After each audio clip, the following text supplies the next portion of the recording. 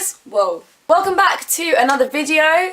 As you can tell, I am not in my normal space. There is a door handle here because I'm back in my room in London, but we can just ignore the door handle. The door handle is symbolic. It's like I've opened the door and come back into this new chapter of my life, you know what I mean? So today I will be doing the first out of 2 videos that I'm doing. That made no sense. I'm going to be doing 2 videos on my year abroad in France for you guys. The first one being the admin, financial, more boring side. But it has to be done because I feel like it is incredibly useful, and I'm sure some of you guys will hopefully take something from it. So let me just give you some background information in case you don't regularly watch my videos or know who I am. Hi, I'm Rhiannon. I am actually a English literature with creative writing student. So I don't study French. I studied French at A-level. It's been about 3 years since I last studied it. Wow, can't even speak my own language.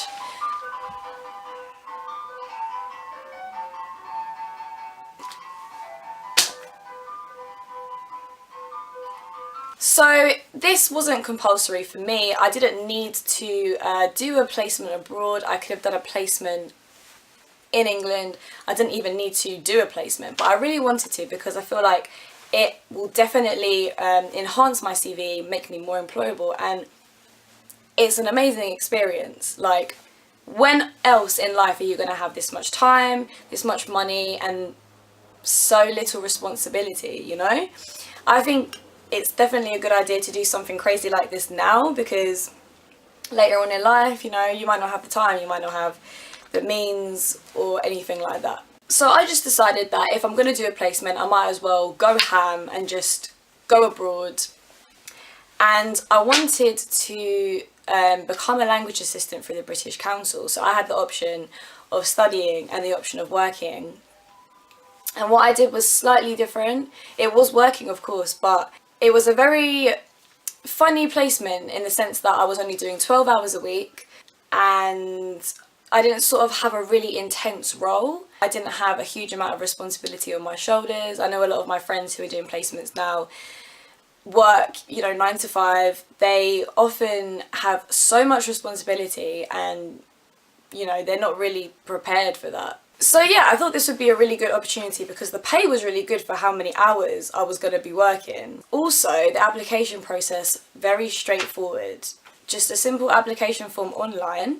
I will link the websites. So I did the application. I had to wait a little while. I was super keen. I did it right at the start. And then I think it was spring last year when I found out that I had been accepted. And I was fed bits of information as time went by, so I didn't know everything straight away. At first I found out that I got accepted, then I found out which area of France I was going to, then I found out which exact town, and then the schools and all that stuff. So I was fed bits of information as time went by, which was a little bit stressful, but it's understandable because what happens is that the British Council deal with things on obviously the English side, and then they have to have meetings with their overseas partner agencies and match you up with potential schools. So then it was handed over, my application was handed over to the French educational department, and hence it was a bit of a slow process, but I was just sort of waiting to see what happened. I knew things were going to happen, so I was just relying on the fact that they were going to keep giving me information. It wasn't too stressful. I was more stressed because I just wanted to know. I was more excited than anything else. So once I found out that I had been accepted, I also had to apply for a child protection certificate. I think it was called an IPCC. So an international certificate to say that I was, you know, like fit and able to work with kids, and that cost a little bit of money. I think it was maybe like £40–50. But apart from that, I didn't have to fork out for anything else. Moving swiftly onto finances, during the placement year my uni fees were reduced, so that was good, and I got a lot more maintenance loan and Erasmus grant money. So that was really, really, really handy because it just means that you have so much more flexibility. Like obviously I was able to travel, and yeah, the money just really did come in handy, especially as I wasn't living at home and stuff. It's really good actually, because if you do this placement with the British Council, you are still technically classified as an Erasmus student. Even though you don't study, you still get the same amount of money as other Erasmus students would. So in terms of finance, you know, there's a lot on offer for you. So if you feel like you can't do this sort of thing because your finances are going to inhibit you, I wouldn't be too sure, because there are ways around it. You are getting paid as well. You're getting paid, you're getting your maintenance loan, you're getting an Erasmus grant, and you might even save up money beforehand. I tried to save up money during the summer just so I had stuff to take with me to start off, because you know the beginning is always the most expensive part. So yeah, I did save up some money, not that much money, but I just sort of like wanted to prepare myself for what was coming, because like I said, the beginning is usually when you're forking out for various things, housing deposits, you're buying stuff, flights, transport and all that jazz. Other things that I did to prepare, I had to get insurance. I got insurance through my uni, I think, and then there was the whole application process, which I was just sort of like working on as it came, if that makes sense. And then I had to do a few things for my uni, like some documents that I had to fill out. It was quite a lot of admin. Be prepared for the admin, people. It is a lot, but just be on top of it because it will make your life easier. But I did have to do some paperwork for uni, which is understandable, like placement documents and stuff. It really depends on like obviously your situation, but I think everyone's going to have a lot of admin no matter where they go to uni or like what they're doing, because you know, moving to another country and like getting a job in another country is not that smooth. Like you do have to kind of, it's just, yeah, there's a lot of things to sort out basically, so really do be prepared for that.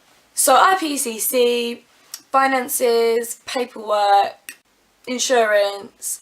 Then I obviously booked flights sort of nearer the time and packed, which was fun. Not. I generally like packing, but packing for a holiday is different to packing to move abroad. I took quite a lot of stuff, I'm not gonna lie, but I didn't take everything. I left a lot of unnecessary things because like you always think you're gonna need something and you actually don't. So I would say take a sort of bare minimum, and then if you feel like you really need stuff, you can just buy it there. I packed pretty close to the time when I was leaving. I think that's just about everything in terms of preparation. I've obviously talked about it in a nutshell.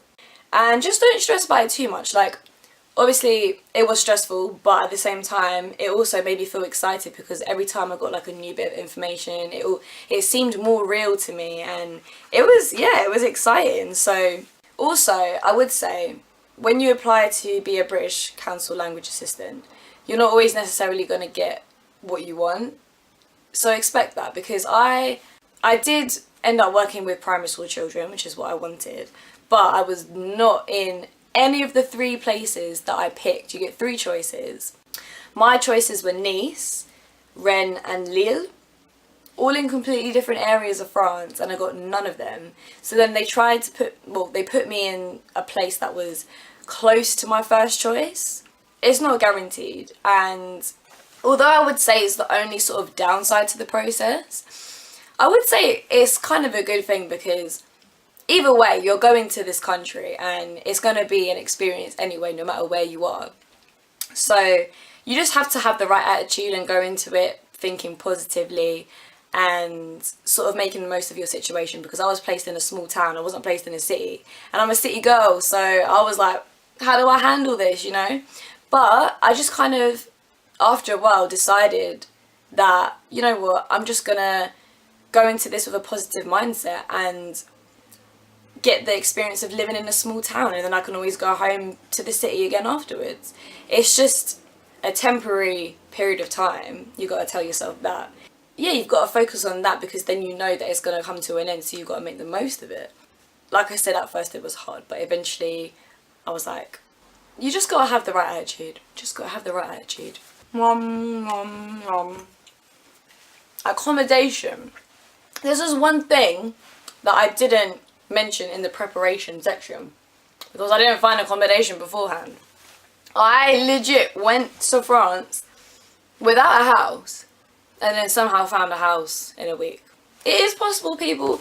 I know this seems like a bit of a crazy thing to do, but to be fair, it's a lot easier to sort out when you get there, just because you're there, you can see places, you know, you can liaise with people easily. I know a girl that sorted her accommodation out beforehand. She ended up being in like a really shit accommodation. She was in like a basement and eventually moved out after a while, whereas quite a lot of us did wait until we got there, found other people to live with, so a lot of the other assistants lived with each other. Like I said in my first vlog, if you watched that, I met up with some other American girls and I almost did end up living with them.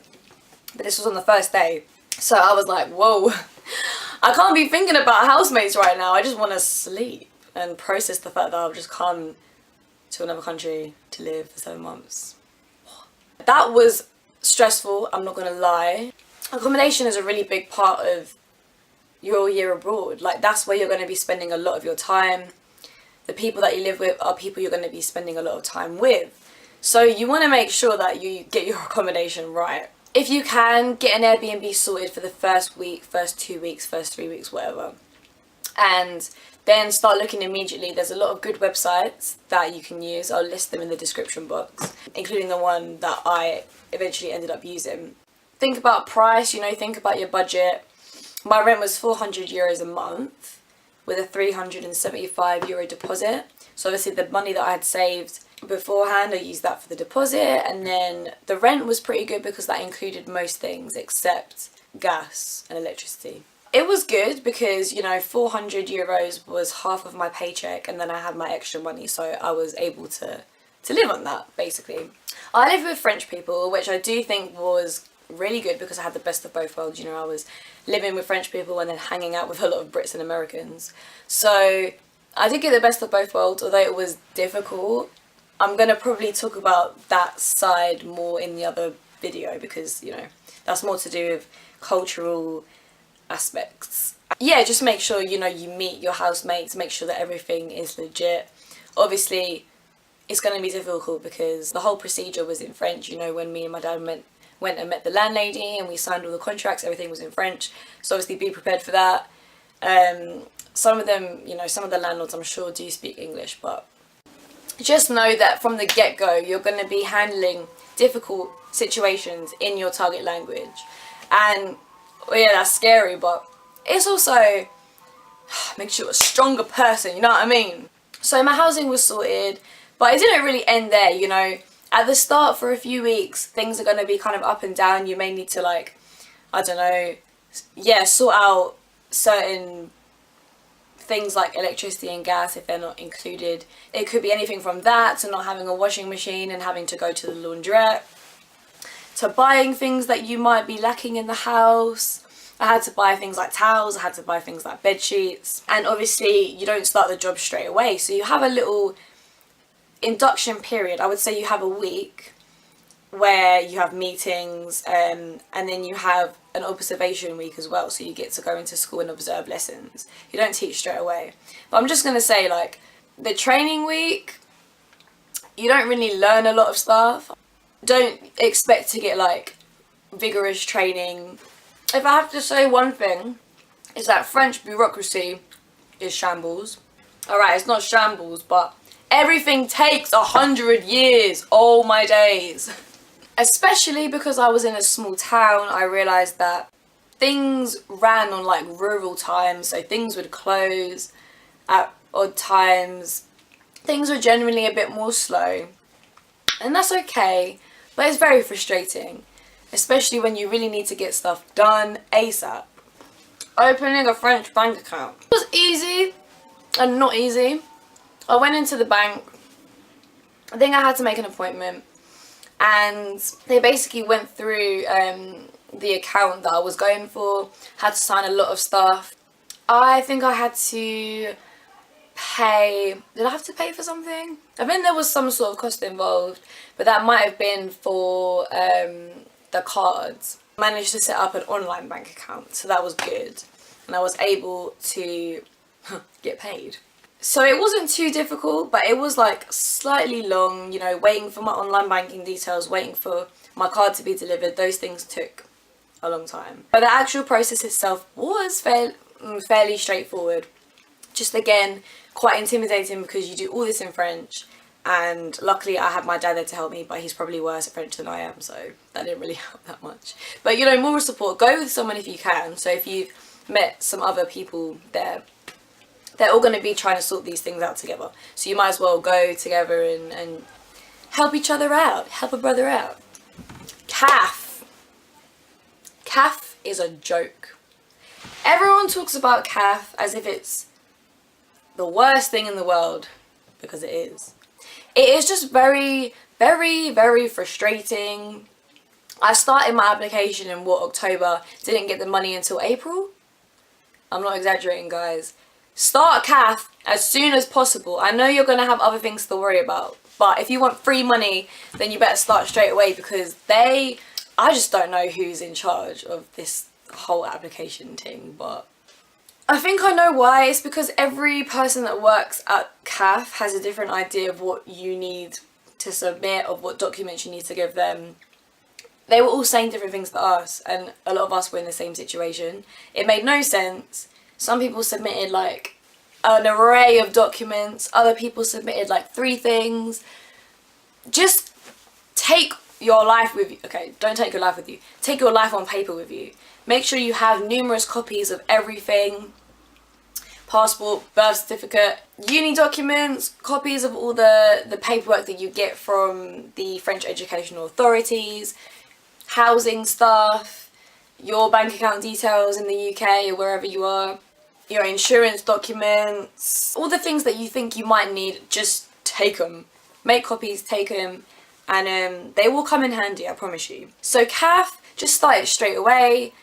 It's a nightmare, but you know what, it is free money. So yeah, that's what I'm going to say about CAF. I feel as if I'm going to forget loads of things, but if you really do have any questions and you want me to cover something that I haven't covered, just leave it in the description box, leave it in the comment section, and I will get back to you. In general, I would just say, I've said this so many times, but be prepared for the admin side of it, for all these things. You know, it's long, it takes a lot of preparation and forethought. You know, you need to be sure that you want to do this, because once you get stuck in, you can't really go back. It's just a lot of effort, but you invest a lot, you're going to get a lot out of it, I promise you. And I'm going to talk about that again in the next video, because I couldn't recommend this enough, honestly. It will all be worth it in the end. It will all be worth it in the end. Even though you may be knee deep in paperwork, it will be worth it. I would say try to learn some vocab beforehand, just a bit of vocab that will come in handy for sorting these kind of things out. Just because a lot of places don't have English. Depends where you are. For me, in a small place like where I was, not everyone spoke English, so I definitely would have found it useful to have like those bits of vocab for different things. Try, if you can, not to do all this alone. Like if there is someone you can do it with, that's always a good thing. I know some of you will probably have to do it alone, but you know what? This is going to really prepare you for the real world, because you think, if I can do this in another country, I can sure as hell do it in my own country. You know, so it's difficult, but it really kind of, yeah, it helps you grow and you learn stuff as well through it. It's just all an experience. So that's what I would say to you guys. Like I said, if I've forgotten anything, just give me a nudge, be like, Rhiannon, what about this? And I'll be like, oh, that. Let me tell you about that. I will see you guys in the next video, where I will be discussing the actual job, cultural differences, homesickness, travelling, all that fun stuff. So stay tuned for that video, and I hope you enjoyed this one. Much love. Bye.